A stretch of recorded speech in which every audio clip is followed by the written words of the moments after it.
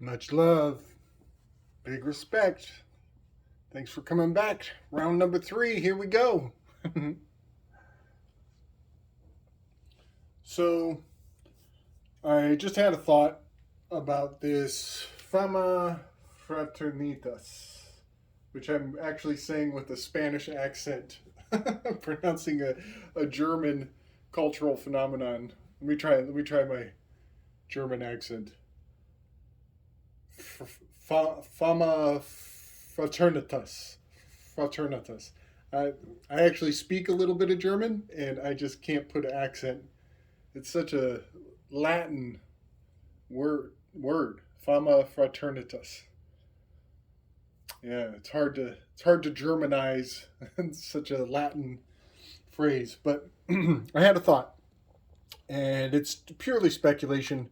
This is literally coming right directly out of my ass. But I wonder if the Family International, uh, I wonder if the Family International does not derive from Fama Fraternitas. I actually see a lot of letters. I could probably rearrange fraternitas into the word international. Just a thought. Very, very similar secret society. And the family fraternitas has to do with some, um, the Vanderbilts. Um, and I believe also Phil Donahue, uh, Anderson Cooper. And I would even venture to say that Julian Assange, they might all be from the Family International, who they call some shots on some. There are certain organizations I hesitate to even say in my videos. In fact, I'm not going to go much further than that. Uh, there are some Sith lords uh, that are still in existence today that hail so far back, um, and there's certain things you don't say. So I'm just gonna leave that out there. I just wonder. So getting back into this chronology of the stories of the secret societies, we will start with the Jesuits in 1541. So last installation, part 2, we ended on the Rosicrucians in the 1500s, and this is a very important time period as history that has been handed to the mainstream consciousness would tell you that we have just landed in the New World. Columbus, with his um, under the order of Spain, has gone to the new land, and he's putting flags in the dirt in the Western Hemisphere and claiming it for Spain. And all of this is very much a whitewashing of history. This goes back to that Priory of Zion in the Knights of Malta, erasing and eradicating uh, uh, entire cultures and entire systems of expansion that were in place pre-written history. And so this is very much an important dividing line, this 1500s.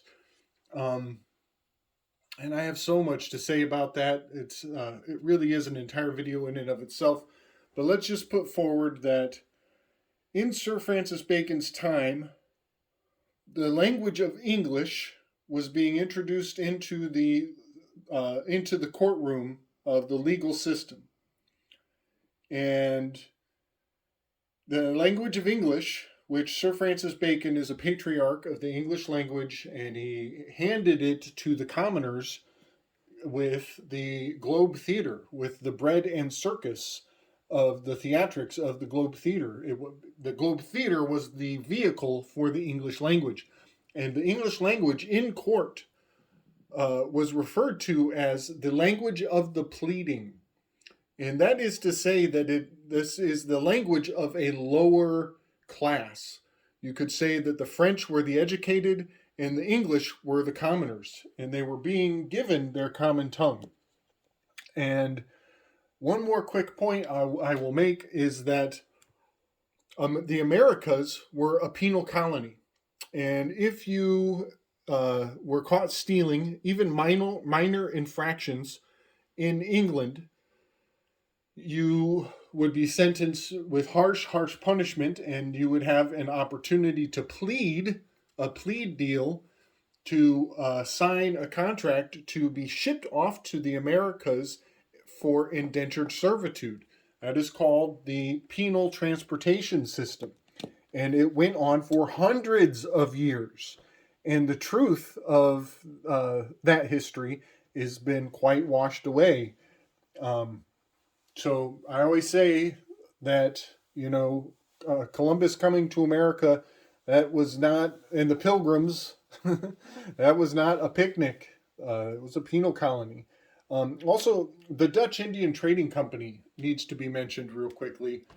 They have a lot to do with the Saturnian agenda up here. They were very much the international banking cartel, and they were not as much the Malta Knights, strictly speaking. The Dutch Indian Trading Company was literally Danish. They are very Judeo Jewish. We'll just say Jewish. And they are international bankers. They were in many locations. They were in India, controlling trade routes, as the Templars were known for. I believe they were in the New World. Wall Street was, in fact, originally a rampart, a fortification, a battle fortification for the Dutch. And the Dutch Indian Trading Company had all of New York rigged for fighting off attacks. So it's a very significant geomantic location, having everything to do with the Dutch and the influence of international banking. And there is quite a mystery in history there. What happened to the Dutch Indian Trading Company, as they appeared to vanish, and certain other corporate interest groups popped up at exactly the same time. You could say most of Canada absorbed that legacy. I don't think I've really specified yet much about this section here in my graph.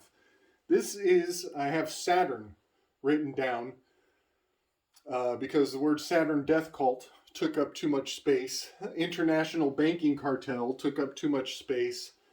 So I just put the word Saturn. And anybody who is savvy enough, I think you'll catch my drift when I put Saturn here.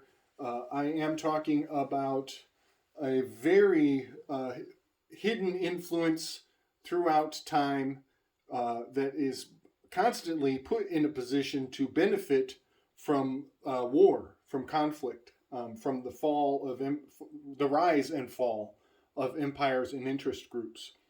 The Saturnian death cult is very determined to bring about the apocalypse, and that is very much a Jesuit-driven agenda. The book of Revelations is accredited to John the Baptist, St. John. So the Saturnian death cult and the Jesuits have a lot in common. They have a lot in common. But one thing that these international bankers are constantly pushing, an agenda that is actually very Baconian, is Revelations, the end days, the end times. And so I have in this category here, we have the Revolutionary War, 1775 in Americas, the Civil War in 1850, World War I and World War II in 1914, 1941. You will notice I'll try to put some shows in the show notes on this one, but there is a 90-year cycle where it seems as though war is quite inevitable. And if you do the math, we are coming up on the next 90-year cycle any day now. So I'll just put that in at this point, just to indicate that this section represents the banking interests, the ban king interests, and this goes back to the knights. And while I'm on that subject, speaking of banning the king, I want to point out how Aleister Crowley, in his tarot deck, he removed the king. He took out the king and put the knight in the position of the king. There is so much more to say about that. I just want to point it out in the context of agendas driving the war, and the removal of sovereignty, the removal of the father from the household, for that matter. I'm just going to point a finger at old Crowley as kind of showing his hand in this agenda of banning the king. All right, so the Jesuits. Ignatius Loyola. He has a very interesting personal life history that I will try not to get too deep into. Ignatius Loyola, he suffered injury, damaged his leg, I think in the Crusades, and he had a conversion experience, had some visions, and became a bit of a zealot. And one thing about that injury and conversion story is, to me, it very much has a Chiron archetype kind of baked into his story. Chiron is known as the wounded healer, and I believe that the initiates of Ignatius Loyola and the Jesuits would venerate the dynamic, the Chiron dynamic of his story. And that is kind of interesting. Anybody who knows about Levet goes on about this symbol of the, I forget what's on the bottom. This is the Cairo. This is the symbol of Cairo, which has to do with Chiron, the symbol of Chiron, and how Levet would assert that it needs to be made whole again, and that there is a missing piece. And I just want to put forward that that is the Chiron and the Cairo of the symbols of the church, all hail back to, I believe, Ignatius Loyola and his Chiron healed, wounded healer archetype in kind of a nefarious way. I dig Chiron, I dig the symbology and the significance of it. We don't have to give them that much claim over our symbols. They are availed to us all. But real quick note, I also believe that in a very subtle way,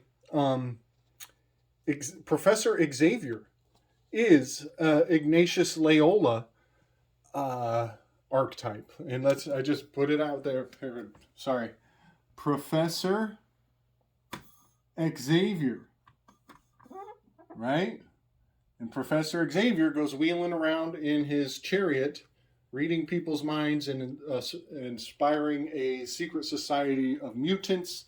This is the sign of the mutable X, Professor Xavier, the X-Men, with his wheels on his little chariot.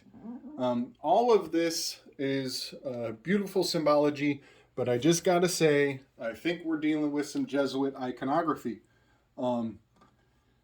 Which doesn't make all of X-Men evil automatically. I know a lot of people think I'm a party pooper because I give credit to these nefarious agendas in our childhood signs and symbols.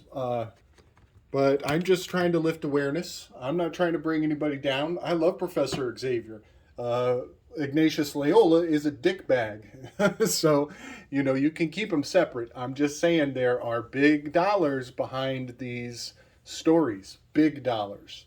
And those dollars are, they're speaking in symbols above our head. So I think it's important we know what we're seeing. All right. So Ignatius Loyola and the Jesuits. From here forth, I will be labeling. There's not a lot of them because they're so secretive. Fucking Trump and Joe Biden. They're both fucking Jesuits. So many Jesuits in the government. It's insane. Georgetown. I'll do a list of the schools. I'll try to put a list of all the Jesuit schools in America. They have utterly dominated the system we're in today. The slow crawl of this agenda, it boggles the mind. But it goes back this far. It's very old. They've had a lot of time to put their chess pieces in place. So, next one, moving forward in the chronology of time. There's actually a huge jump from here, from 1541, Ignatius Loyola. And the next one I see is Philadelphia, with the Rosicrucian order put into place with Philadelphia there. And Ross Ben and Michael Wan have a lot to add to this data point, but I will just point out the R to the C. And the R to the C, I've said this, it is in purple. The Rosicrucians are a Hermetic order, having much to do with alchemy and secret sciences, as science at one point was the underground and religion was the dominant paradigm. And we are about to see a very significant switch in the power structures, a flipping where science begins to dominate and religion has to go underground. And all of that gets very convoluted very quickly as we are dealing with the Age of Enlightenment, as we go from the 1500s to the 1700s, and the global trade networks are changing paradigms in a major way. So I guess I'll point out it's the pH. I've said this before. GH is a mercury. pH is a mercury. Also, right here, pH, Philadelphia, indicates that Hermetic order. The RC, the 93, the 9 to the 3. Let's see if I can do a good. Let's see.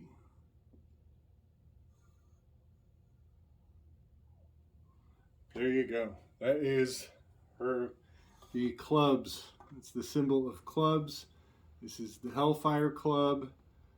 This is the Hermetic order. And one thing that's real creepy about the Hermetics is they are really into castration. That's also the castration scar. It's also the Mickey Mouse Club. And we're about to see where the Hermetics and the Gnostics, they come together right there with the Mickey Mouse Club here in just a second. But that is the orbital pattern of Mercury, those 3 loops. It's the orbital pattern of Mercury. So, Hellfire Club, Philadelphia, Benjamin Franklin, all tying into this 1700 establishment of the Americas. And we are about to move into the Revolutionary War in America in a major way. So next in the chronology of significant events will be 17 years later and the founding of the Masons in 1717. And this is a very tricky one. 17 is a very hermetic number. I should have looked this up ahead of time. When you add 1 to 2 to 3 to 4 to 5, all the way up to 17, you get, I believe it's 135. This is the number of fishes Christ prophesied coming out of the net when they cast their net to the one side of the boat. He foresaw 135 fish, and that is 1 plus 2 plus 3 plus 4 all the way to 17. So 17 is a very important number in hermetics. I hope I got that number right. 135. I'm pretty sure I got that. So 17 is obviously Q. So, we also have that Q movement. And so the fact that the Q movement is all about, the Masons run the world, and they're using Hermetic, Masonic iconography is pretty interesting to me. But I will point out that Q and the number 17 are considered unlucky numbers in Italian culture. So there is something of a iconoclasm about the Q movement using the Q in retaliation against Italian banking agendas. So I know that doesn't clarify anything. I know that only muddies the water more, but I just want to point out that 17 is considered unlucky in Italian culture, and the Masons were big up in the 1717 when they established the Masons in that year. But I gave them the red. I put them in red as they are very much focused on bloodlines, blood types, classism. And I put them also right next to the Mormons, as Joseph Smith basically, while he publicly stated that he was anti-Masonic, he was modeling most of his movement on Masonic ritual practice. So they are very deeply interrelated despite Joseph Smith's protests. And here's something very interesting. Joseph Smith was proliferating the mythology of decoder glasses, which goes back to Benjamin Franklin. Benjamin Franklin is said to have made decoder glasses or used decoder glasses. We got into this a little bit on the Weaving Spiders last weekend. Gordy was talking about magicians using certain lenses to see ink, certain dyes that could be put on a deck of cards or on a particular card. So with those glasses, they would be able to identify a card that was marked with a certain technique that the magician has obscured from view. Oh, you know what? Look at that. Philadelphia has 2 PHs. That's really something. Didn't think of that. Okay, so decoder glasses, Benjamin Franklin, decoder glasses, Joseph Smith. The Mormons are very interesting to me. The Mormons are claiming they are preserving, let's say this, they are preserving the long lost history. They are probably reappropriating the missing history of the Priory of Zion. And they are very fixated on blood types, on family ties. Anybody who has done a DNA swab and turned in your DNA, it probably went to the Mormon Church in Utah. They have the largest data bank of DNA in the world. So from 1805, we should carry on. I guess we're pretty much still in the American storyline here. So from 1805, we've had the Revolutionary War. The Mormons are established. Joseph Smith is telling people that there's a teleporting Jesus from the crucifixion, that he came to Central America and gave a second Sermon on the Mount, and that there is a bloodline of Christian gnosis that was transmitted in that moment here in the Americas. Quite the sensational religion. He's also telling people that you can have as many wives as you want. Therefore, the proliferation of this fertility cult was quite effective. Quite effective. A lot of groundbreaking laws and rules and regulations had to be put in place so that these people didn't take over the damn world. So that was in 1805, and then let's go to Skull and Bones. Skull and Bones were established 20 whatever years later, and is it 28 years later? 27. In 1832, Skull and Bones was established in Yale. And you will notice I switched into the green for Skull and Bones. They are such an enigma. You could say that almost all of previous agendas funnel into this vector point, this central location. Even Mormons were I believe they are holding secrets of lost culture in the Americas. They know about the missing basically about the Hyksos Exodus. They know about the missing bloodlines and the Priory of Zion and all of what I've been laying out here, and then some. Way over my pay grade. They know all of those facts, and it has been synthesized to an amazing degree. And the Skull and Bones are a marcation of streamlining all of these agendas, and even you could think of it as a treaty of all of these secret societies coming together and agreeing to get along and proliferate a global agenda. There's so much more to say. Okay, let me say this. Skull and Bones hail back to a very sacred family.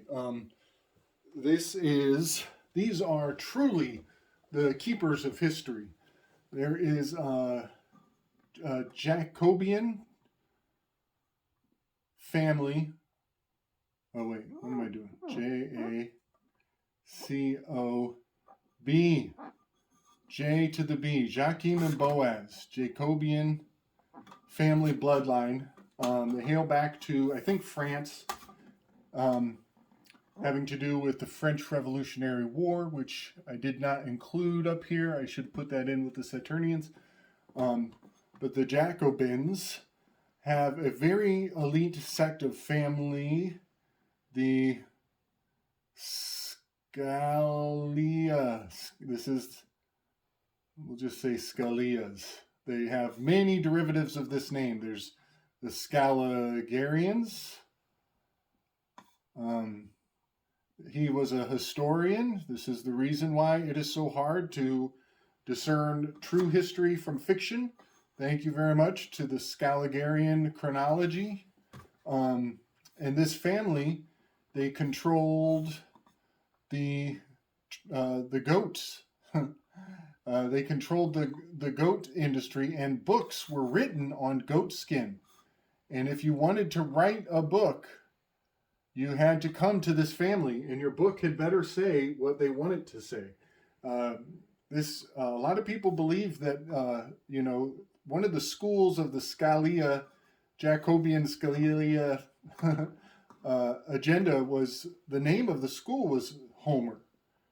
And so, even the Iliad was potentially written in what were these guys? I think they were in the 1600s, maybe the 1500s. But basically, the story of Jacob having a vision of a ladder in the sky, well, the word ladder is Scalia.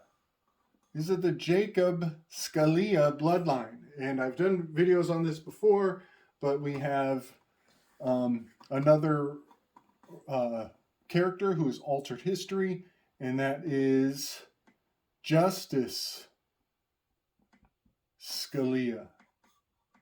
And his opponent, I've done videos on this, a lot of people have seen this work I did. His alleged opponent was,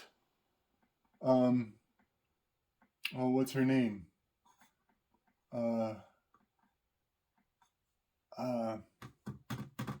Oh man, it's slipping my mind. Ruth Bader Ginsburg, RBG, and her true birth name is Kalia. And in the vice presidential debate, Michael Pence made his closing argument. He closed the debate with a profound revelation. And he told everybody, these two characters are dead, but they were lifelong friends. And they would visit each other on holidays. They would even exchange gifts and go to dinner together. They were palling around. And behind the scenes, we're all one big happy family. And everything you see up here is just a fucking act. Which is amazing. It goes back to Sir Francis Bacon and the Globe Theatre and the fact that the Actors Guild is one big fama, one big family. But okay, so that is why Skull and Bones are they have complete regulatory capture on the schools. This is why the schools, that's why your kids go to get their skills from school, and they learn to move like a school of fish. This is the hive mind. Very profound significance, that Skull and Bones. I could go on and on and on and on, but I probably shouldn't because we're already at a half hour. Let's see. I'll just, since we're at this very significant nexus point, we're only a few years out from the Civil War popping off, and this is now a chemical process. The fire from these wars is going to meld these agendas into one, and from this point on, you can basically throw away these two sides, the red and the purple, the eugenists and the scientists, because once the Civil War pops off, it acts as a bit of a crucible, and the alchemical fire of the animosity between the cultural animosity is just changes the entire chessboard. You could think of the Civil War as just wiping away what you thought you knew, and all these allegiances and treaties and obligations, they all go to the wind. And from that point forward, everything changes. And essentially the eugenists and the alchemists, there's almost a switch. It's almost inverted. But let me just say here, with the Civil War, you have the South represented here with the Gnostics and the eugenics, and the North is represented by science and industry, but